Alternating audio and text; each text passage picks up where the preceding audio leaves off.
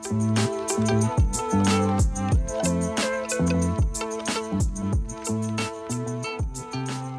up, everybody? Welcome to episode 4 of Prop It Like It's Hot, powered by PropInsiders.com. I'm Nick, and I'm joined here today by Lucas and Clayton. Today's insights discussed throughout our time here, powered by PropInsiders.com, your home for the best prop stats, trends, and info. Use playoff code playoff499 for 30% off your first month subscription. Lucas, what's up today? What's going on? Not much, not much. Finally back from a little vacation in Texas, so happy to get back into it. And yeah, been a lot of exciting sports stuff going on lately, and we got the conference finals matchup for NBA starting, so a lot of good things. Fenny, what's up with you? Oh, just a lot of sports going on right now. Hockey playoffs, basketball playoffs, and baseball's almost a third of the way through the season, so it's going quick right now. But if we want to chat some pucks right away, we can talk about the two Canadian teams not getting it done in the playoffs, so our 30-year drought continues, and we're looking at a 1-0 Stars game right now at the end of 2 for Game 7. So, start with the Leafs, like we always like to shit on them. What do you guys think? Does it count? Does it count as a first getting through the first round if they played so crappy? I mean, they got that one win, but that was about it. It was all Panthers all the time. So. Yeah, I mean, I think the Panthers are just like too hot, like coming off. Usually there's a little drop off when someone takes off one of the top seeds, but I guess they were just firing on all cylinders, didn't really give the Leafs a chance at any point. Going up 3-0 was kind of all set and done, and they hadn't even played the fourth game. So I know the Leafs got one win, but who really gives a shit? Yeah. Honestly, like I think I love this more than even if they lost in the first round, because finally Leaf fans had hope. There was hope. Oh my God, we did it. Is it, are we going to do it all the way this year? No, just shit pumped in the second round to a point where it was just like, should have just lost in the first round because you got all excited. We want Florida. We want Florida. Yeah. Okay. Florida just handed your ass back to you. So good job, Maple Leafs. All tight games, though. Game 1 was the only big one, I think, right? That was 4-2, and everything else was 3-2 or 2-1. So, I mean, under lovers were happy, but if you're cheering for the over and cheering for the Leafs, you were depressed all series long. So. Yeah. Well, it's kind of funny, too, because, like, all the analytics models that I was seeing online had Tampa outplaying the Leafs in a lot of those games in the first round. And then this one, it was the opposite, where it was like Florida was kind of getting outplayed when you looked at the analytics, but Leafs just couldn't convert, couldn't get it done. Yeah, back to the golf course for them, and depressing for them, but at least they got a win. Celebrate your wins when you get them. So good for the Leafs there. But on to next year, I suppose. The other side of the country, the Oilers dropped the last 2, shot themselves in the foot. They were probably our bigger dream to win for the entire nation. What do you guys think about that one? Yeah, I mean, McDavid and Draisaitl, I think they rely on them too much, and if they're not producing at a supreme clip, it's just like I don't know if the Skinner there is gonna hold the fort for you long enough. So it's obviously not the result Canadians might have hoped for, but it looks like Vegas might have been the better team. In all honesty, I think they deserve to win. Marchessault kind of went off at the last game there, following. Good pick by Lucas there that he put out for everybody. Shots on goal, cashed in.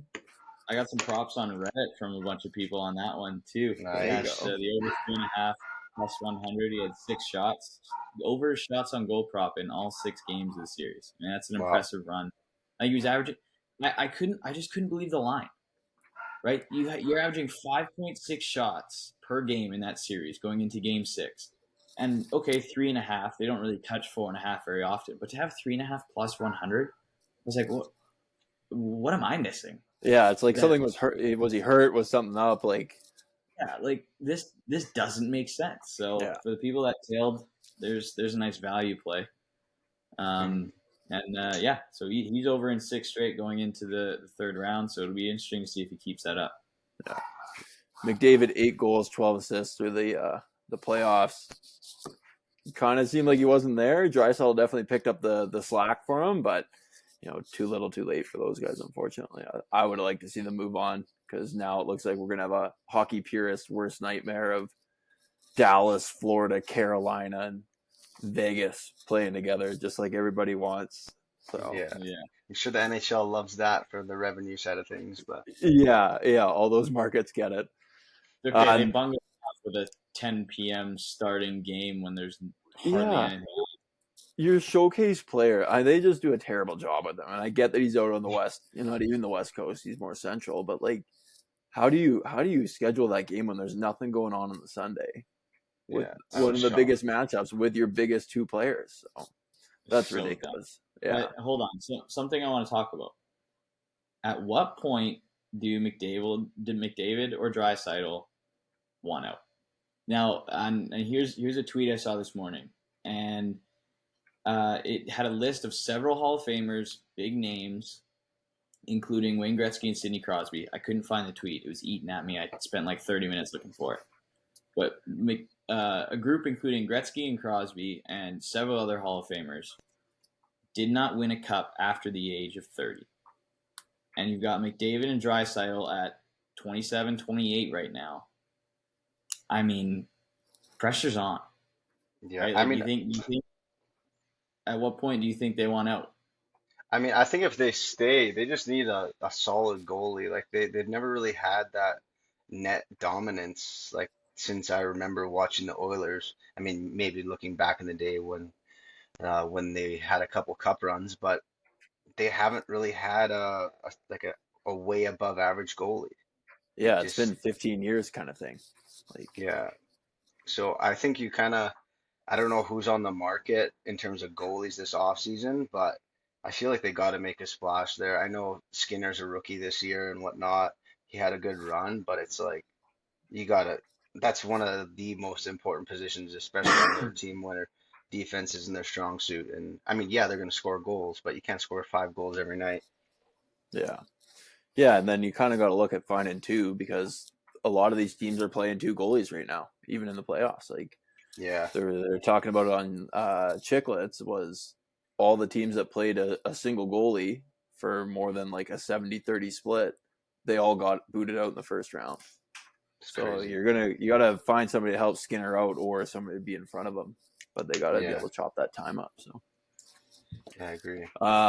Devils Hurricanes don't have a ton because I watched zero of those games, but you know, Lucas, you They were, seem to hate anything from the New York, New Jersey region, so we can kick it to you if you really want to go off. I mean, just to touch on that real quick, it was a horrible series unless you love blowout hockey every game. Yeah, I mean, holy hell, they couldn't keep one game close. That was just, yeah. I got a buddy who's a big Devils fan, and he was just clawing his eyes out. It was pretty funny to watch, at least. But all right, if we want to move over to NBA, Let's do it. big story out of Sunday was the 76ers with a lame duck of a second half to get Holy, murdered by the Celtics. It was 55-52 at half, and then Jason Tatum decided to turn into prime Michael Jordan. Went off. Game 7 record, 51 points. Followed that with 13 rebounds for the double-double. Yeah, I mean, Philly, led by Tobias Harris and Tyrese Maxey, who had 19 and 17 points respectively. Boston, Jaylen Brown had 25, and the only other Celtics player above 10 was Malcolm Brogdon with 12. I think the biggest story point, other than the game itself, had to be Joel Embiid's quote after the press conference. Do you guys see that? yeah, that's just just throwing guys under the bus, right? yeah, that's where I love Joel Embiid, but come on, man, you cannot do that. To quote, so Joel Embiid said this, and I quote, "Me and James, we can't win alone. That's why basketball is played 5-on-5. We need everybody to find ways to be better." And those two combined put up 24, 14, and 8 in Game 7. Stinker. Get out of here, man. Have some Yeah, self-awareness. Yeah. My they God. they didn't even cash in on half of their points props. Ooh, Joel's Embiid's was 30 and a half. I think he ended with 14, and then Harden, I believe, was 21 and a half, and he ended with 9. So, I mean, if you're gonna blame someone, blame them in a different game because clearly you guys didn't do yeah. jack shite, for the lack of a So better bad. word. Just But it, honestly, I watched a lot of that series. The Celtics, obviously, I know it went 7, and yes, they won by a landslide in Game 7. It was a tight series, but they literally, in Embiid's defense, had like a three-man wall in the post of just trying to not let this guy get into the towards the rim. I mean, respectively so. It was a game plan and it worked out. He ended with 14 points, but I mean, regardless of how many people are defending you, you're the MVP and you put up 14 points in game 7. I got little to no respect for those comments after the fact. I think the bigger story coming out of it is that the Sixers tweeted out the halftime score and then didn't tweet until 6 hours ago. And they Nice. just said, thank you, fans. So, I don't know. Was the game actually over yet? That's a little hard Yeah, to do. that's So, tough. classic. Who's that big standoff with? I think it was last year. And all the Big Cat from Barstool was just. who is he going after? He did it a few times during the Was NFL. it the Hurricanes? They probably did. I can't remember, but yeah, that was like a 2 week long standoff of not tweeting the score out. That was awesome. Yeah. So you got Celtics Heat. Who you like in that one? Oof, give me the Celtics by a lot every single game. I think it's going to be maximum 5 games. Uh, Ooh. Jimmy, I love Jimmy and he's great. He's obviously been the focal point of the playoffs. Like he's been the story since round 1 essentially. I know last round he didn't do as much, but he seemed to be nursing the ankle injury. But the Celtics are due. They want it really bad. This is actually, I saw today, this is a repeat of the bubble of the Final Four teams. So I'm excited to see that. Being a Lakers fan, I hope Yeah. it goes as it did last time. Obviously, the Nuggets are a little bit deeper this time around, and they dominated the Suns. I know they won a couple games, the Suns, but I think they're gonna have a tough time. The Lakers, that is. But Vegas seems to be a close series. It's minus 135 for the Nuggets, plus 105 for the Lakers. So maybe I'm wrong. Maybe it's closer than I think, but I think the Nuggets might take it. I don't know. Yeah, I mean, yeah, I kind of agree on the Celtics Heat one. I'd be surprised to see the Heat come out of there. I think it could go 6 games. I think Jimmy steals one, and maybe the Celts fall flat. But I definitely think Boston comes out of that. Um, but yeah, Lakers Nuggets. That's going to be a really interesting series. I mean, Jokic had a hell of a last 5 games versus the Suns. He had 36.6 points per game over the last 5. Um, he's playing like an MVP right now. So the Lakers are going to have to solve him, which is going to be the big one. But honestly, I think the biggest X factor, other than stopping Jokic for the Lakers, just seeing if this depth scoring can keep up. Right? Hmm. If they can keep showing up and not having to put the pressure on LeBron um, right away, let him kind of get his rest and let him have his moments, but not need to be the guy 24/7. They had big contributions from Lonnie Walker, Austin Reeves, and Rui Hachimura in the last Yeah, last series. So if they can keep that up, man, it's really tough because if you got guys doing that, and then you still got LeBron in the moments where LeBron needs to be LeBron, like it's a tough recipe. It's a yeah, Yeah, tough I recipe. think overnight, LeBron moved from plus 850 for playoff MVP down to plus 600. So yeah. I mean, I could talk about that series for all night, and now so I'm going to keep my last little bit short here. But I think if AD can kind of become a wash, and when I say wash, be essentially even with Jokic besides the passing, I think the Lakers match up pretty well. Aaron Gordon performed pretty well defensively on KD. I know LeBron isn't the scorer he once was, and maybe KD's better at this point in their careers, but um, the secondary scoring I think is just way better on the Lakers. There's a lot more option. Reeves is Reeves is king. I like Reeves a lot. He's a beauty, that guy. So I think I don't want to say it, but I think the Nuggets in 7, but I also can easily see the Lakers in 6 or 7 as well.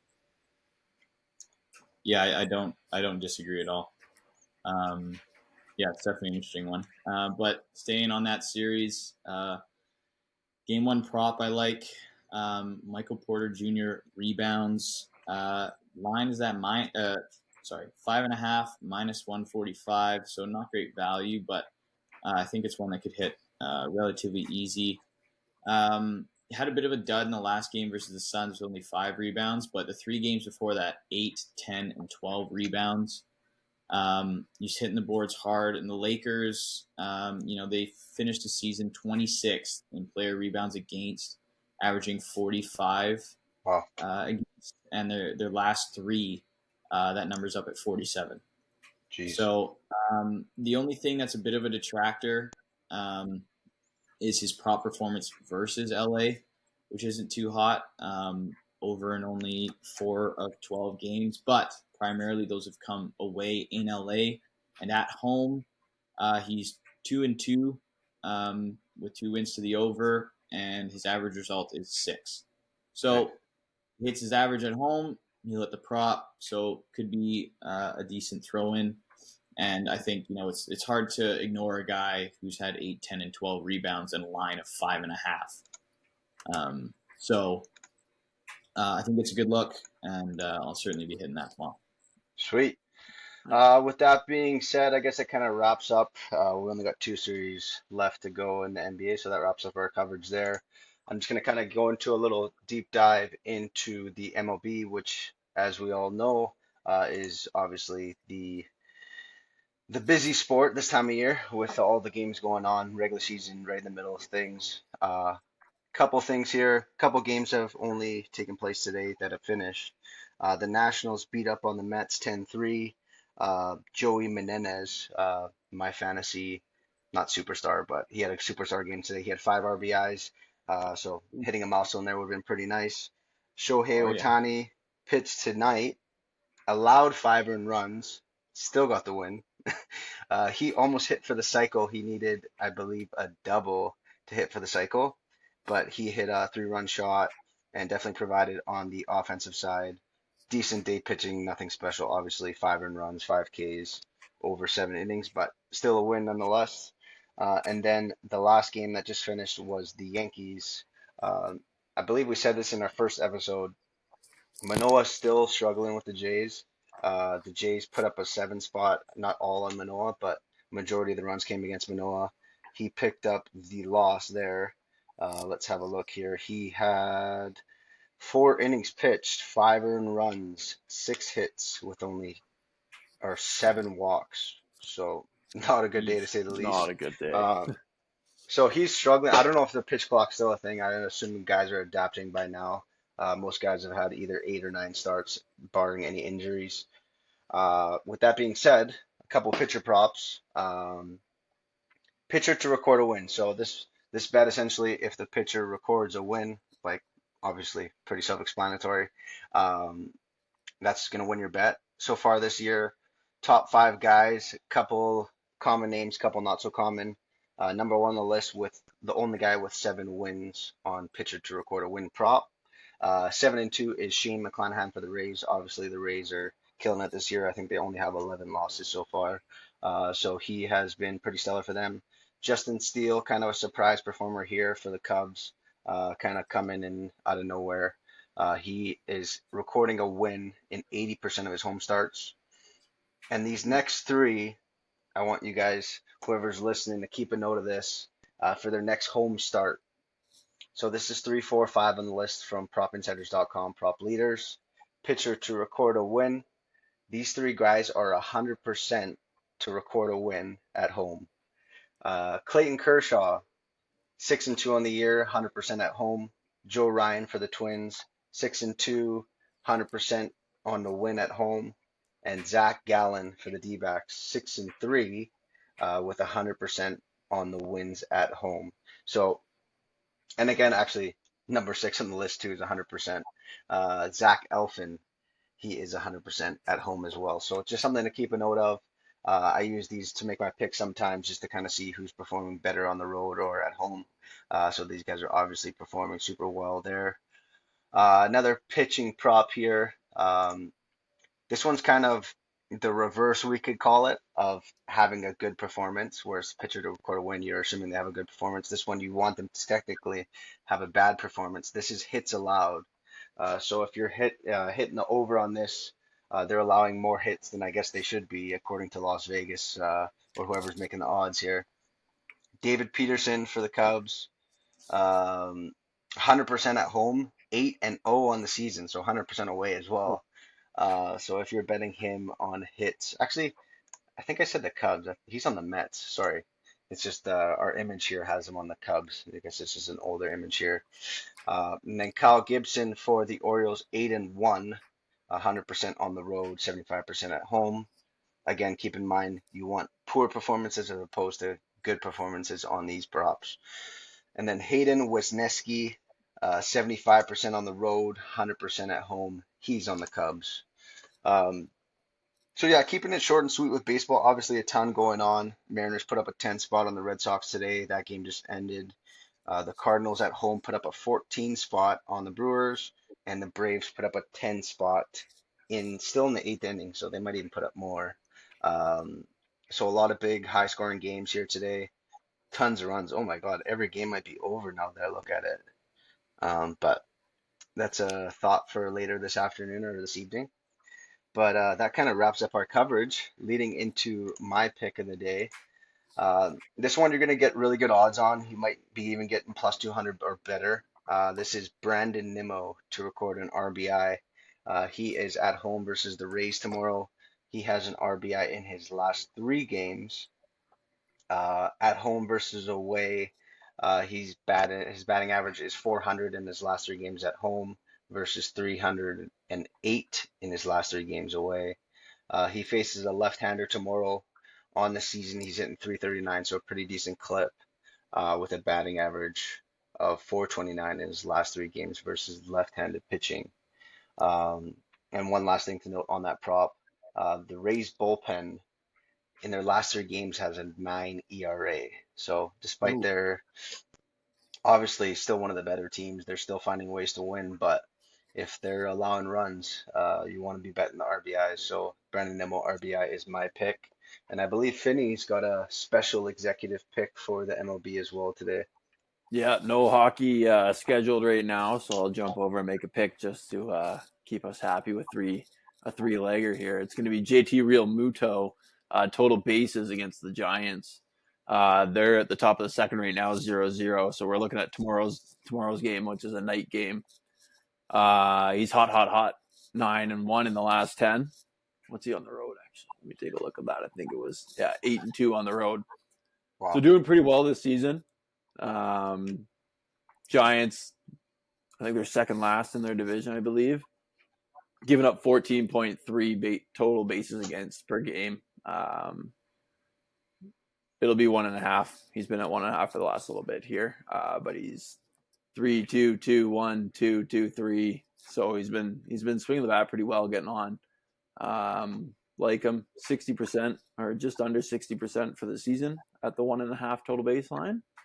And I believe it's Cobb. Yeah, Cobb's projected to start.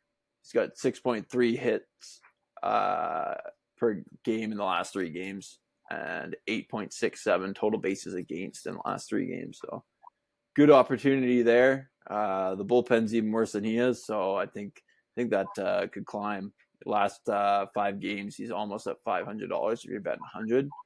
I believe for this last 10, he's just at 750 or 760. So good returns on JT Real Muto on his total bases prop. Sweet. So I'm gonna pull out these new glasses I got in hopes of some good luck here to wrap up our parlay. So I got the little sombrero, whatever you want to call it, glasses, little graffiti effect here to wrap up our three-game parlay segment, powered by PropInsiders.com. Don't forget to visit the site. Our three-leg parlay is going to be JT Realmuto over 1.5 total bases, brought to you by yours truly, Clayton. And my pick of the day again in the MLB is going to be Brandon Nimmo RBIs for the Mets. And then Lucas brought us a bombshell in Michael Porter Jr. over 5.5 boards don't forget he had 2 double-doubles in his last 4 games. So that is certified propinsiders.com 3-leg parlay of the week. Thank you, boys, for joining us. Thank you, boys, for tuning in with me. And let's rock and roll, baby.